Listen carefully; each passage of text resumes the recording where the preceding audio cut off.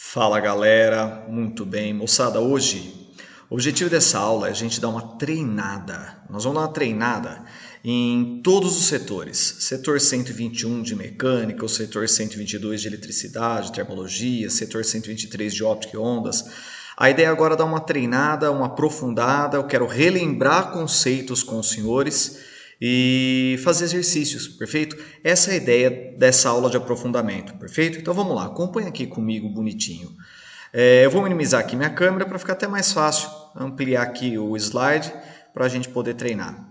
Queridos, vamos relembrar? Falei que já que o objetivo é relembrar, vamos lá. Setor 121, carinho especial, hein? É o que mais aparece em vestibular. Cinemática, um assunto que cai também. 121, estou falando em relação ao setor de mecânica. E cinemática, dentro da mecânica, é um assunto de alta incidência, tá? Você lembra de movimento uniforme? O que era mesmo? A velocidade era constante, não tinha aceleração. A única fórmula que os senhores têm que saber de movimento uniforme: velocidade, o espaço pelo tempo. A hora que eu abro ela, eu chegava na equação do sorvete, lembra? Importante também o que? Lembrar, além dos nomes, as unidades, Sistema Internacional a gente trabalha com espaço em metros, tempo em segundos, velocidade em metros por segundo.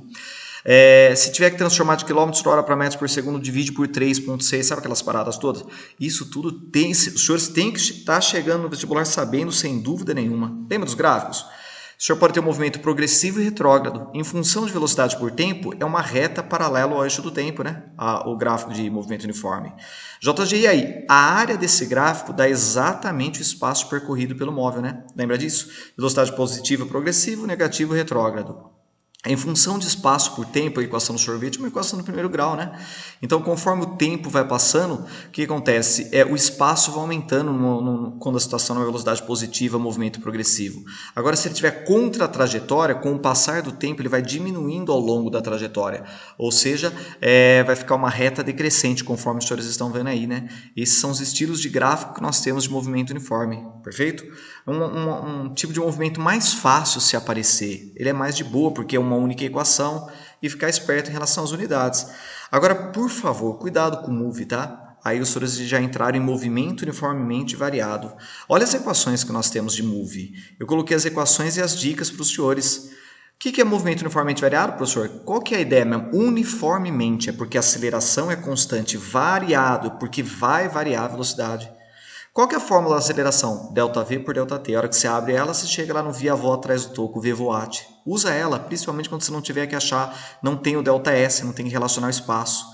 Depois disso, olha que interessante, a gente chegava na equação também, provando, bonitinho lá, a equação do super sorvetão. O ΔS é V0T mais AT quadrado sobre 2. Usa ela quando não tiver velocidade final, perfeito? Estiver relacionando com essas grandezas e não tem velocidade final. Torricelli usa quando não tem o tempo.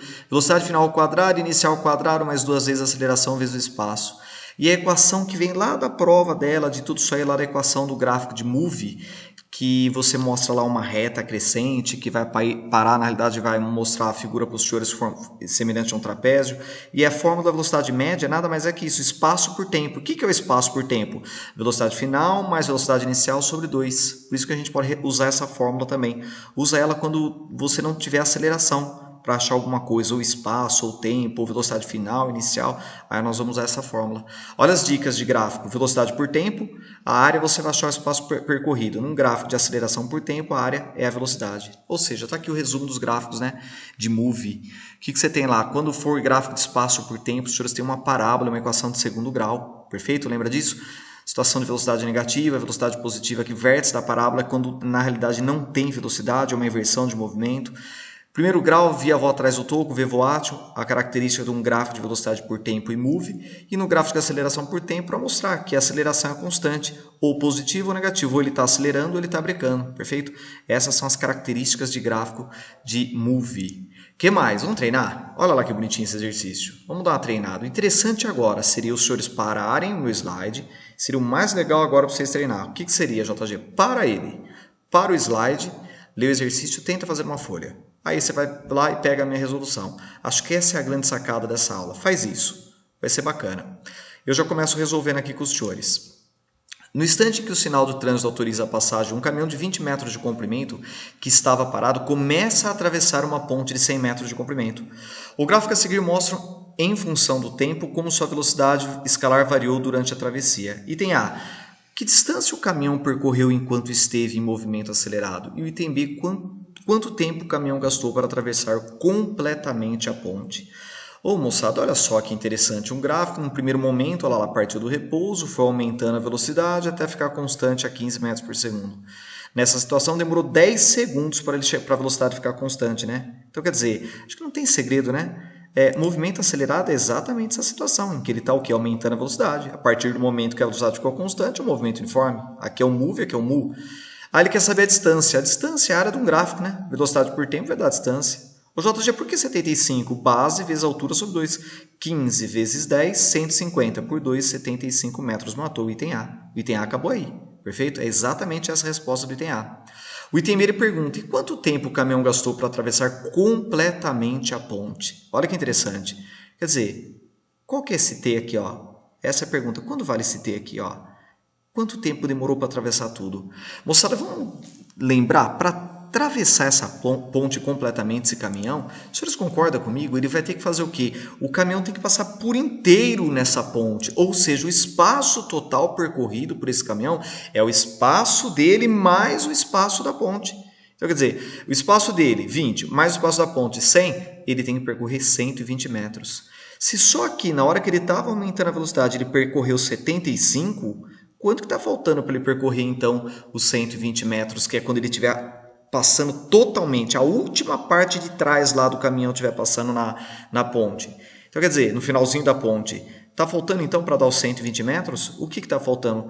45 metros. 75 mais 45 vai dar os 120, percebeu?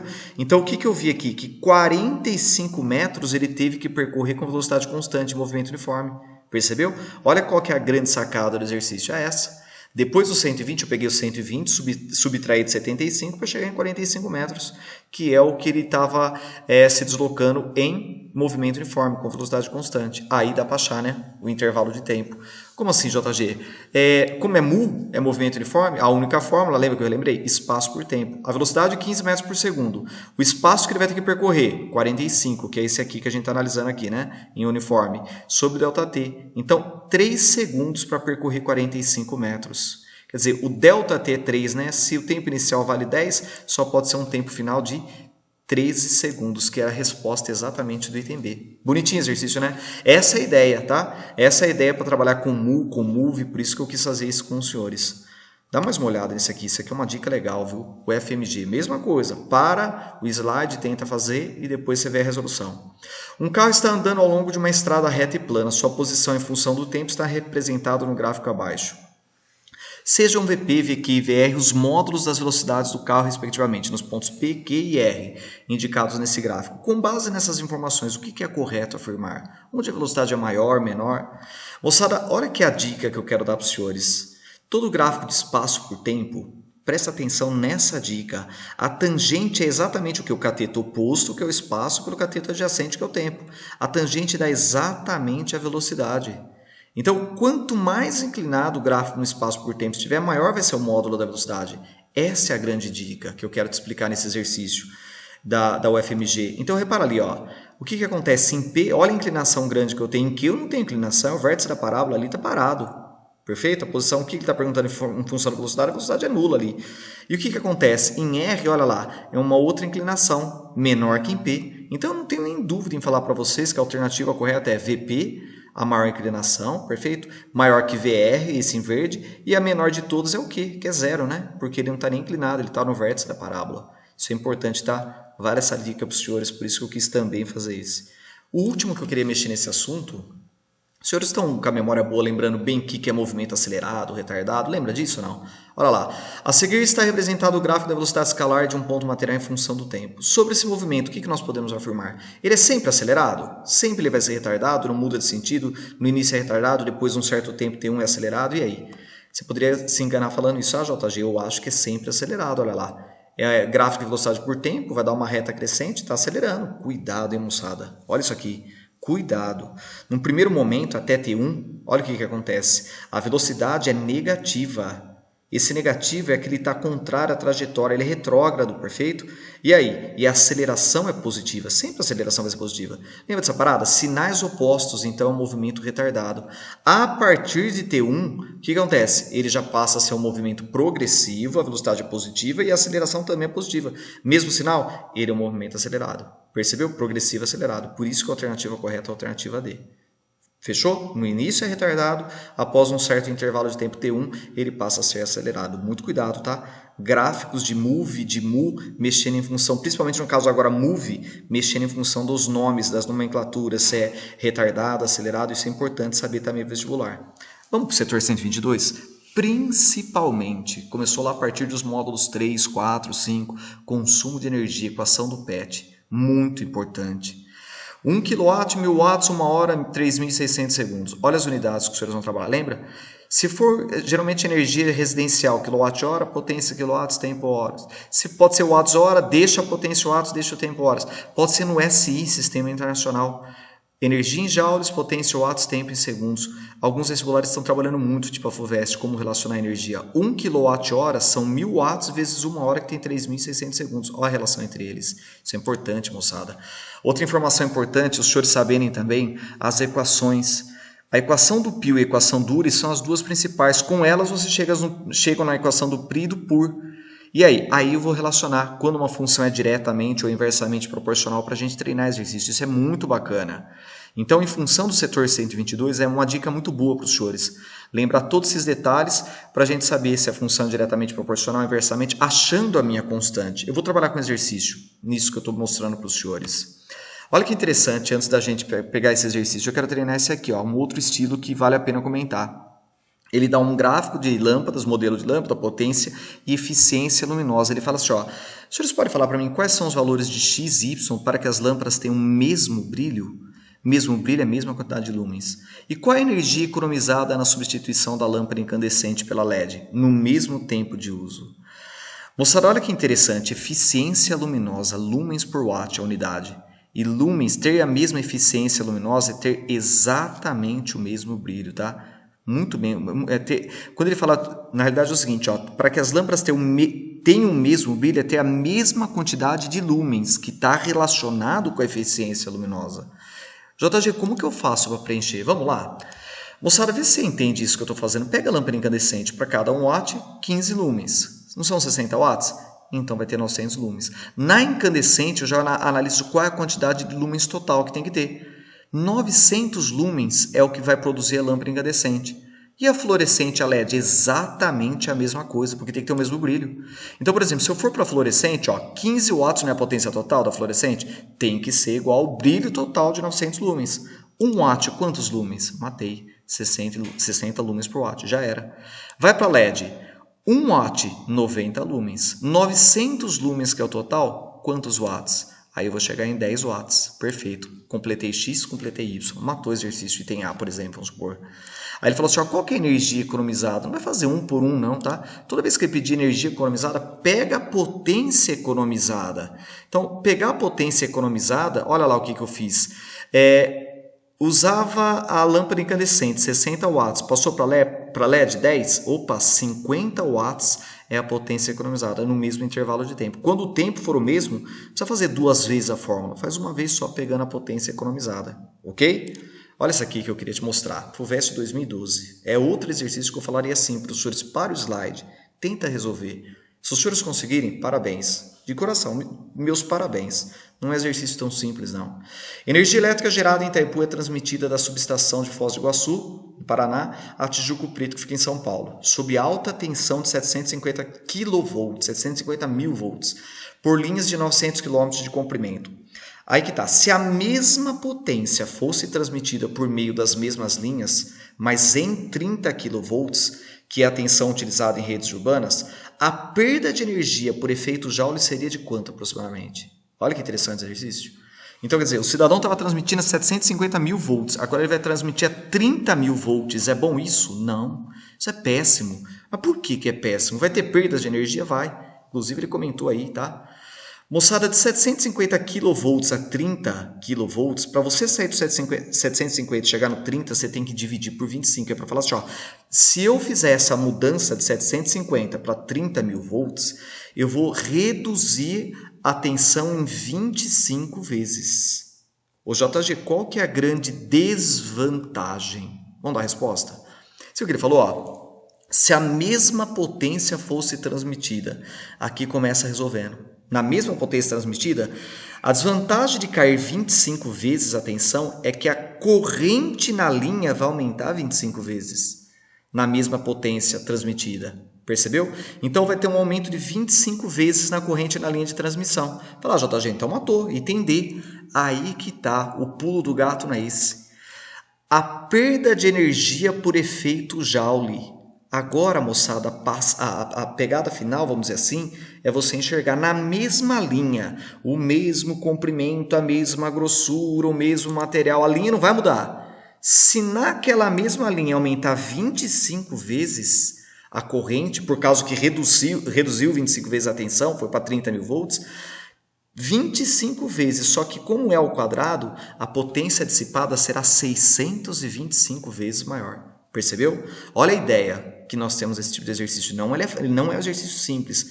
Você tem que interpretar duas vezes em função de mesma potência e em função de mesma linha. Aí você consegue matar o exercício. Ele é bonitinho, viu? Para a gente fechar essa aula de aprofundamento, vamos relembrar lá no setor 123? Uma das coisas que mais cai, cor da luz. A luz branca é composta por todas as cores do arco-íris. Lembra disso? Uma luz policromática. Lembra daquela parada? Se eu incidir a luz branca numa superfície branca, eu vou enxergar o branco. Se eu incidir uma luz branca numa superfície amarela, absorve tudo e reflete o amarelo. O branco no negro, o corpo negro sempre absorve tudo. Agora, olha só, uma luz vermelha numa superfície branca, opa, o branco tem como refletir o vermelho. Então, o que acontece? Absorve o vermelho e reflete o vermelho. É isso que vai acontecer. Agora, uma luz vermelha numa superfície amarela, o amarelo, vamos dizer assim, não tem pigmentação para poder refletir o vermelho. Não existe isso, não tem como entrar em ressonância, perfeito? Não vai existir fótons para fazer essa reflexão. Então, ele vai simplesmente absorver, perfeito? Vai ficar preto, a pessoa vai enxergar o preto. Obviamente, qualquer outra cor aqui, vermelho no preto, a pessoa vai enxergar o preto, é um corpo negro, né? Lembra disso? Outra coisa que cai muito desse setor, princípio da propagação retilínea da luz. Em um meio homogêneo e transparente, a luz se propaga em linha reta. A gente falava dos eclipses. A maior característica disso existe o eclipse lunar, o eclipse solar. Por quê? Porque a luz se propaga em linha reta, perfeito? O que mais? Caia muito exercício do princípio da propagação retilínea da luz, mexendo com câmera fotográfica, câmera escura, olho humano, para fazer uma relação, uma semelhança de triângulos. Isso é muito importante. Vamos dar uma treinada aqui. Agora, por exemplo, nesse exercício, fica legal aqui porque ele mostra as cores, ele mostra as palavras. Faz comigo isso aqui, dá uma parada e os senhores tentam fazer. Observe atentamente a imagem abaixo. Temos uma placa metálica de fundo preto sobre a qual foram escritas palavras com cores diferentes. Supondo que as cores utilizadas sejam constituídas por pigmentos puros, ao levarmos essa placa em um ambiente absolutamente escuro e a iluminação com luz monocromática azul, as únicas palavras e cores resultantes, respectivamente, que serão percebidas por um observador de visão normal são... Então, pera lá. Eu vou iluminar todas essas palavras, que está num fundo preto aí, ok? Num ambiente preto, que ele falou também, num recipiente preto. Tudo ele falou isso aí, né? Olha lá, ele falou isso aqui, as cores diferentes no fundo preto. E essas cores, a vermelha, essa cor verde, eu vou iluminar com a luz azul. Agora, olha que interessante, eu vou mostrando aqui com o meu mouse. Tá vendo essa palavra? Amarelo, mas ela está escrita em vermelho. Se eu pegar e incidir a luz azul aqui, o azul no vermelho vai ficar preto. Eu vou enxergar o preto. Então aqui vai ficar preto. Agora pega a minha luz azul e incide aqui nessa cor verde. Eu vou enxergar preto. A luz azul nessa cor vermelha. Está escrito aqui branco, mas é uma cor vermelha. Eu vou enxergar o preto. A luz azul nessa palavra preto que está escrito em branco. Opa! Aqui, a cor branca absorve e pode refletir a cor que está incidindo. Então, se eu incidir o azul aqui, vai absorver o azul e refletir. Aqui, essa palavra vai ficar o quê? Azul. O violeta com a luz azul vai ficar preta. A cor verde que está escrito em azul com azul vai ficar azul. A cor verde incidindo a cor azul aqui vai ficar preta. E a cor branca incidindo a luz azul vai ficar, obviamente, o quê? Azul. Percebeu? Então, olha só onde que está o pulo do gato meu. Está aqui, está aqui, está aqui. Ou seja, as palavras são a palavra preto, que está no o branco, né? O azul no branco vai ficar aqui em azul. O que mais? A palavra verde, que já está em azul, e a palavra vermelho. Agora ele percebe, mas eu também quero que você fale as cores resultantes. Obviamente que a gente só vai conseguir enxergar a cor preta, ou seja, a cor preta e a cor azul. Alternativa B. Percebeu? Queria fechar com esse exercício com os senhores. O exercício, eu coloquei ele, porque ele é um exercício que você fala assim, ele está mexendo com óptica, mas ao mesmo tempo ele é matemática, e isso pode acontecer, moçada. Por isso que eu quis fazer com vocês. Dá uma olhada, por favor. Ele conta a história, né? A técnica de pintura conhecida como pontilhismo, falou que foi na França, papapá, vai contando uma história lá. Fala assim, ó, números pequenos, pontos igualmente espaçados de cores primárias, tal que a ilusão de mistura de cores é produzida somente nos olhos do observador. Aí fala assim, ó, de acordo com o critério de highlight, 2 pontos são distinguidos pelo olho humano se estiverem separados por um ângulo dado pela relação seno de θ 1,22 lambda sobre dzinho, que lambda é o comprimento de onda da luz e o dzinho é o diâmetro da pupila. Considerando em média dzinho, o diâmetro da pupila é 2 milímetros, e que para ângulos pequenos vale a relação seno de θ igual a tangente de θ, que é igual a θ. Isso somente para ângulos pequenos, tá? Essa relação. A que distância mínima dzão, esse D maiúsculo em metros, de uma pintura pontilhista, um observador deve estar para observar a mistura de pontos, no caso a cor verde, com o comprimento de onda é 500 nanômetros, tá? Esse nano é 10 a menos 9, né? Se o espaçamento entre os pontos for do ΔX 1,2 milímetros, esse ΔX for de 1,2 milímetros. Olha que exercício, ele assusta, né? A hora que vai ver ele, não é um exercício simples também não. Mas vamos lá, olha os dados. Ele falou que ângulos pequenos, seno de θ igual a tangente de θ, que é igual a θ. O que eu fiz aqui? Ó? Ele falou isso também no enunciado. O seno de θ vale 1,22 lambda, né? Sobre D, o comprimento de onda da cor, sobre o D, que é o diâmetro da pupila lá, que ele tinha dado. Tudo isso eu vou falar que é igual a θ, porque essa relação seno de θ igual a θ. Fechou? Agora, olha o que eu posso fazer, vê se os senhores concordam comigo, eu posso fazer isso aqui. Ó. Se eu pegar, então, em função de metade do ângulo, seno de θ sobre 2, aproximadamente tangente de θ sobre 2, que é aproximadamente θ sobre 2. Perfeito. Por que o senhor está pegando isso? Porque como eu quero achar esse D aqui, eu vou trabalhar nesse triângulo, vou pegar metade do ΔX e metade do ângulo.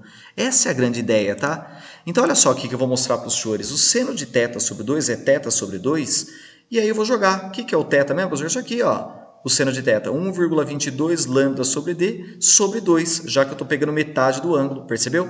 Guarda a equação, guarda essa relação. Agora vem para cá, naquele triângulo. Do triângulo, retângulo formado pela distância D e ΔX sobre 2, temos esse triângulo que eu destaquei aqui para os senhores. E vocês concordam comigo? Eu vou pegar a tangente, mas por que o senhor vai pegar a tangente? Porque eu quero relacionar o cateto oposto que eu tenho, ΔX, só que no caso metade do ΔX, pelo cateto adjacente, que é o D que ele quer encontrar, o Dzão, o D maiúsculo, não é isso? A distância mínima. Então, por isso que eu vou pegar isso aqui. Então, na hora que eu jogar a tangente de D sobre 2, o que vai ter lá? Cateto oposto pelo cateto adjacente, que é a mesma coisa que seno de θ sobre 2. Só que seno de θ sobre 2 não é isso aqui? Então, eu posso igualar as equações, moçada. Aqui que estava a grande sacada. Na hora que eu igualar ΔX sobre 2 sobre Dzão igual a 1,22 sobre 2 lambda sobre D, eu mato o exercício. É o D que o senhor quer, né? Ótimo. Isola ele. A hora que você isolar esse D aqui, passa o 2 para cá, passa o Dzinho, você vai ficar exatamente nessa relação. ΔX sobre 2 vezes Dzinho sobre 1,22 lambda. E aí? Aí você vai lá e isola jogando os valores. Lembra, o ΔX, depois você volta lá no exercício, era 1,22 milímetros, só que é metade, né? Então, 0,61, ou seja, o que eu fiz na realidade? 1,22 milímetros, 0,61, mas eu tive que passar para metros. Está em milímetros no exercício, eu tenho que passar para metros. Foi isso que eu fiz. 2 vezes Dzinho era 2 milímetros, eu já passei para metros também. Lembra que aquele Dzinho, que era a distância lá, o diâmetro da pupila, era 2 milímetros? Passei para metros. 1,22 da fórmula e 500 nanômetros, 500 vezes 10 a menos 2. A hora que eu brincar com essas contas aqui, eu vou chegar exatamente em 4 metros, que é a alternativa D. Percebeu? Um exercício, para falar a verdade para os senhores, um exercício, ele não é fácil, esse exercício. Não é um exercício simples. Mas, às vezes, um conceito de ótica que pode trabalhar aí com muita matemática, né? Por isso que eu quis treinar. Esse foi o objetivo dessa aula de aprofundamento, ok? É isso aí, moçada. Mais para frente nós vamos treinar mais esse exercício de aprofundamento. Um grande abraço aos senhores e até a próxima.